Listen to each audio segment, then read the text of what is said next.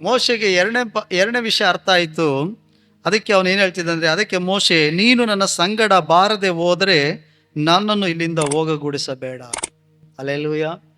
ಮೋಶೆಗೆ ಎರಡನೇ ಸವಾಲು ಏನೆದುರಾಯ್ತು ಗೊತ್ತಾ?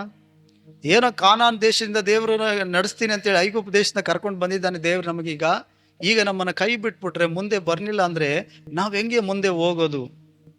ದೇವ್ರು ನಮ್ಮ ಸಂಗಡ ಇಲ್ಲ ಅಂತಂದ್ರೆ ನಾವು ಹೆಂಗೆ ಮುಂದೆ ಹೋಗ್ಬೇಕು?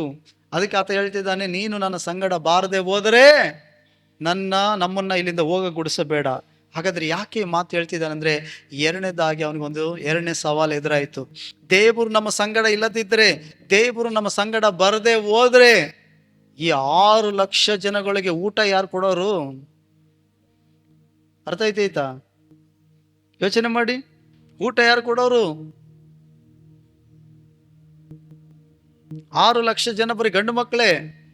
ಇನ್ನು 18 ವರ್ಷದ ಕೆಳಪಟ್ಟ ಯೋಚನೆ ಮಾಡಿ, ಹೆಣ್ಣು ಮಕ್ಕಳು ಯೋಚನೆ ಮಾಡಿ, ಹೆಣ್ಣು ಮಕ್ಕಳು ಸಣ್ಣ ಮಕ್ಕಳುಗಳನ್ನ ಯೋಚನೆ ಮಾಡಿ. ದೊಡ್ಡ ಸಮೂಹವೇ, ಲಕ್ಷ ಗಟ್ಟಲೆ ಜನಗಳು, ಲಕ್ಷ ಗಟ್ಟಲೆ ಜನಗಳು. ಈ ಲಕ್ಷ ಜನಗಳಿಗೆ ಎಲ್ಲಿ ತರಬೇಕು ಆಹಾರ? ಐಗುಪ್ತ ದೇಶ ಬಿಟ್ಟು ಕಾನಾನ್ ದೇಶಕ್ಕೆ ಪ್ರಯಾಣ ಮಾಡುವಾಗ ಇಸ್ರಾಯೇಲ್ ಜನಗಳು ಅವರು ಒಲೆ ಹಚ್ಚನಿಲ್ಲ, ಅವ್ರು ರೊಟ್ಟಿ ಬಡಿನಿಲ್ಲ, ಅವ್ರು ಯಾವುದೇ ರೀತಿ ಅನ್ನ ಮಾಡ್ಕೊಂಡು ಮುದ್ದೆ ಮಾಡ್ಕೊಂಡು ಊಟ ಮಾಡಲಿಲ್ಲ, ಒಲೆನೇ ಹಚ್ಚನಿಲ್ಲ. ಅವ್ರಿಗೆ ಒಲೆ ಹಚ್ಚಕ್ಕೆ ಯಾವುದೇ ವ್ಯವಸಾಯನ ಅರಣ್ಯದಲ್ಲಿ ಅವರು ಮಾಡ್ತಾ ಕುತ್ಕೊಳ್ಳಿಲ್ಲ. ಅವರು ಪ್ರಯಾಣ ಮಾಡ್ತಾ ಇದ್ರು. ದೇವ್ರು ಹೇಳೋ ಸ್ಥಳದಲ್ಲಿ ಗುಡಾರ ಹಾಕೊಳ್ತಿದ್ರು, ಉಳ್ಕೊಳ್ತಿದ್ರು, ಮತ್ತೆ ಅಲ್ಲಿಂದ ಗುಡಾರ ಕಿತ್ಕೊಳ್ತಿದ್ರು, ಮತ್ತೆ ಪ್ರಯಾಣ ಮಾಡ್ತಾನೆ ಇದ್ರು. ಹಾಗಾದ್ರೆ ಫಸ್ಟ್ ಅವ್ರು ಹೆಂಗೆ ಊಟ ಹೆಂಗೆ? ಮೋಶೆಗೆ ಅರ್ಥ ಆಯಿತು, ಇಸ್ರಾಯೇಲ್ ಜನಗಳು ಇಷ್ಟು ನಡೆಸಬೇಕಾದ್ರೆ ದೇವರು ಅವ್ರಿಗೆ ಬೇಕಾಗಿರೋದನ್ನ ಒದಗಿಸಿ ಕೊಡ್ತಿದ್ದ. ಇಸ್ರಾಯೇಲ್ರು ಬಂದಿತ್ತೇನೆ ಮೋಶೆ ಕೇಳ್ತಾರೆ, ಮೋಶೆ ನಮಗೆ ಆಹಾರ ಇಲ್ವಲ್ಲ ಅಂತ ಹೇಳುವಾಗ ದೇವ್ರು ಏನು ಮಾಡ್ತಾರೆ ಗೊತ್ತಾ? ಅವ್ರಿಗೆ ಪರಲೋಕದ ಮನ್ನವನ್ನೇ ಕೊಡ್ತಾನೆ. ದೇವದೂತರು ತಿನ್ನುವಂಥ ಮನ್ನವನ್ನೇ ಸುರಿಸ್ತಾನೆ.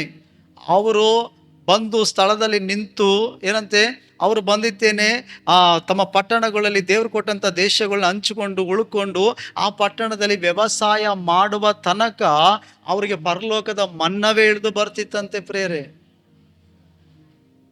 ಅರಣ್ಯದಲ್ಲಿ ನಡೆಸ್ತಿದ್ದಂತೆ ದೇವರು. ಮೋಶೆ ಯಾಕೆ ದೇವ್ರ ಹತ್ರ ಬರಬೇಕು ಅಂತ ಹೇಳ್ತಿದ್ದಾನೆ? ದೇವ್ರೇ, ನೀನು ಬರದೇ ಹೊರತು ನಮ್ಮನ್ನ ಹೋಗಗೊಡಿಸ್ಬೇಡ ಅಂತ ಯಾಕೆ ಹೇಳ್ತಿದ್ದಾನಂದ್ರೆ, ಈ ಇಸ್ರಾಯೇಲ್ ಜನಗಳಿಗೆ ಅದ್ಭುತ ಮಾಡು ಊಟ ಕೊಡಿಸೋರು ಯಾರು? ಇಸ್ರಾಯೇಲ್ ಜನಗಳಿಗೆ ದೇವರು ಪರಲೋಕದಿಂದ ಮನ್ನಾ ಕೊಟ್ಟರು ಕೂಡ ಅವ್ರಿಗೇನಾಗ್ತೈತೆ ಗೊತ್ತಾ? ಬೇಸರಿಕೆ ಆಗ್ತೈತೆ, ವಾಕರಿಕೆ ಬರ್ತೈತಂತೆ. ಅಯ್ಯೋ ಮೋಶೆ, ಈ ಮನ್ನನ ತಿಂದು ತಿಂದು ನಮಗೆ ನಾಲ್ಗೆ ಎಲ್ಲ ರುಚಿ ಇಲ್ದಂಗೆ ಆಗೈತೈತೆ. ಐಗುಪ್ತ ದೇಶ ನೆನಪಾಗ್ತೈತೆ. ನಾವು ಐಗುಪ್ತ ದೇಶದಲ್ಲಿದ್ದಾಗ ಈರುಳ್ಳಿ ತಿಂತಿದ್ದೋ, ಕರ್ಬೂಜ್ ತಿಂತಿದ್ದೋ, ಕ್ಯಾರೆಟ್ ತಿಂತಿದ್ದೋ, ನಾವೀಗ ನೆನಪಾಗ್ತೈತೆ. ಮಾಂಸ ತಿಂತಿದ್ದೋ ನಾವು. ಈಗ ಅದೇ ನೆನೆಸ್ಕೊಂಡ್ರೆ ಜಲ್ ಸುರಿತದೆ ನಮಗೆ. ಈ ಮನ್ನಾ ತಿಂದು ತಿಂದು ತಿಂದು ಈ ಮನ್ನಾ ತಿಂದು ತಿಂದು ನಮಗೆ ಬೇಸರಿಕೆ ಆಗೈತೆ ಅಂತ ಹೇಳ್ತಾರೆ. ಆಗ ಮೋಶೆ ಬಂದು ಪ್ರಾರ್ಥಿಸುವಾಗ ದೇವ್ರು ಹೇಳ್ತಾರೆ, ಹೋಗು ಇಸ್ರಾಯೇಲ್ರಿಗೆ ಹೇಳು, ಅವರು ಒಂದೊತ್ತು ಮಾಂಸದ ಊಟ ಕೇಳೋರೆ, ನಾನು 1 ತಿಂಗಳುಗಟ್ಟಲೆ ಕೊಡ್ತೀನಿ ಅವ್ರಿಗೆ.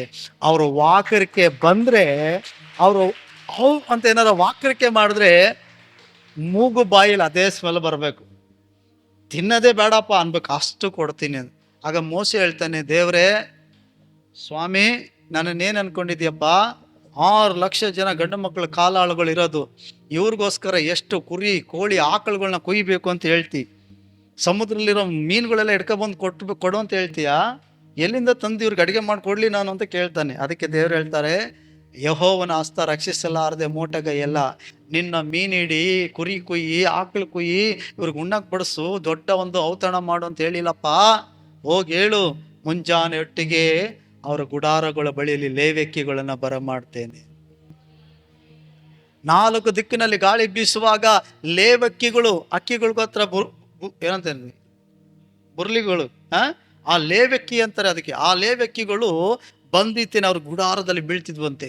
ಓಡೋಗಿ ಅದನ್ನ ಎಡ್ಕೊಂಡು ತಿಂತಿದ್ರಂತೆ, ಸುಟ್ಕೊಂಡಿದ್ದೇನೆ ಬೇಯಿಸ್ಕೊಂಡು. ಹೆಂಗೆ ಒಂದೊತ್ತು ಮಾಂಸದ ಊಟ ಕೇಳಿದವರಿಗೆ 1 ತಿಂಗಳು ಕೊಟ್ಟನಂತೆ ದೇವರು. ಹಲ್ಲೆಲೂಯಾ. ಮೋಶೆಗೆ ಅರ್ಥ ಆಯಿತು, ಈ ಜನರು ಇಷ್ಟು ಅದ್ಭುತ ಮಾಡಿ ನಡೆಸ್ತಿದ್ರು ಕೂಡ ದೇವರನ್ನ ಮರ್ತು ಬಿಟ್ಟಿದ್ದೇನೆ. ಊಟಕ್ಕೋಸ್ಕರ ಐಗುಪ್ತ ದೇಶನ ಬಿಟ್ಟು ಬಂದಿದ್ದ ಲೋಕನ ಪಾಪವನ್ನೇ ನೆನೆಸ್ಕೊಳ್ತಾರೆ ಅಂತ ಅಂದರೆ, ಇನ್ನು ದೇವ್ರು ನನ್ನ ಜೊತೆ ಇಲ್ಲ ಅಂದರೆ ಬಿಡ್ತಾನಾ? ಅದಕ್ಕೆ ಮೋಶೆ ಪ್ರಾರ್ಥಿಸ್ತಾ, ನೀನು ಬರದೇ ಹೊರತು ನಮ್ಮನ್ನು ಹೋಗಗೊಡಿಸಬೇಡ. ಅಲ್ಲೆಲ್ಲೂಯ್ಯ.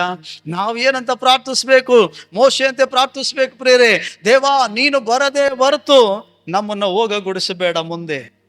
ನೀನಿಲ್ಲದೆ ನಮ್ಮ ಕುಟುಂಬ ಮುಂದೆ ಸಾಗೋದು ಬೇಡಪ್ಪ. ಯಾಕೆ ಗೊತ್ತಾ? ಒಂದು ವೇಳೆ ನಿಮ್ಮ ಮನೇಲಿ ನಿಮ್ಗೇನಾದರೂ ಒಂದು ತಿಂಗಳು ಗಂಟ್ಲೆ 15ರಿಂದ 1 ತಿಂಗಳು ಕೆಲಸ ಇಲ್ಲದೆ ನೀವು ಮನೇಲಿ ಇದ್ಬಿಟ್ರೆ, 1 ತಿಂಗಳು ನಿಮಗೆ ಕೆಲಸ ಇಲ್ಲ ಅಂದರೆ ನೀವು ಮನೆ ನಡೆಸೋದಕ್ಕೆ ನಿಮ್ಗೆ ಕಷ್ಟ ಆಗ್ತದೆ ಅಲ್ವಾ? ನಿಮ್ಮ ಮಕ್ಕಳುಗಳಿಗೆ ಆಹಾರ ಕೊಡೋದು ಕಷ್ಟ ಆಗ್ತದೆ. ಅಯ್ಯೋ, ಸಂತೆ ಹೆಂಗೆ ಮಾಡ್ಲಪ್ಪ, ರೇಷನ್ ಹೆಂಗೆ ತರಲಪ್ಪ. ಒಂದು ವೇಳೆ ನೀವೇನಾದರೂ ಬಾಡಿಗೆ ಮನೇಲಿ ಇದ್ರೆ ಮುಗ್ದೇ ಹೋಯ್ತು. 1 ತಿಂಗಳು ಬೇರೆ ಕೆಲಸ ಇಲ್ಲ, ಬಾಡಿಗೆ ಕಟ್ಟಲು, ರೇಷನ್ ತರಲು, ಮಕ್ಕಳ ಫೀಸ್ ಬೇರೆ ಹತ್ರ ಆಗ್ತೈತೆ, ಏನು ಮಾಡಲಿ ಅಲ್ವಾ?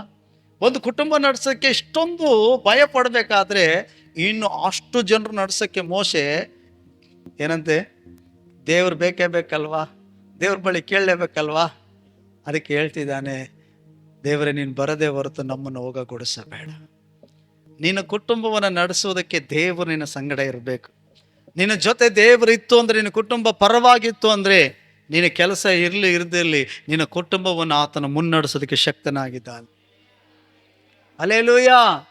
ಯಾಕೆಂದ್ರೆ ದೇವರು ಅಗತ್ಯತೆಗಳನ್ನ ಪೂರೈಸುವವನು, ಒದಗಿಸುವವನು. ಅದಕ್ಕೆ ಮೋಶೆಗೆ ಅರ್ಥ ಆಯ್ತು, ದೇವರು ನಮ್ಮ ಜೊತೆ ಬರಲಿಲ್ಲ ಅಂದ್ರೆ ನಾನು 2ನೇ ಸವಾಲನ್ನು ಎದುರಿಸ್ಬೇಕಾಗ್ತದೆ. ಆ 2ನೇ ಸಮಸ್ಯೆ ಏನಂತಂದ್ರೆ, ಇಸ್ರಾಯೇಲ್ ಜನಕ್ಕೆ ಇಷ್ಟು ಜನಕ್ಕೆ ಆಹಾರ ಕೊಡ್ಸಕ್ಕೆ ಆಗಲ್ಲ. ಹಲ್ಲೆಲೂಯಾ. ದೇವ್ರ ಜೊತೆ ಇದ್ರೆ 5 ರೊಟ್ಟಿ 2 ಮೀನು 5,000 ಜನಕ್ಕೆ ಹಂಚಿದಂತ ದೇವರು ಈ ಅದ್ಭುತಗಳು ಮಾಡಲಿಕ್ಕೆ ಸಾಧ್ಯ.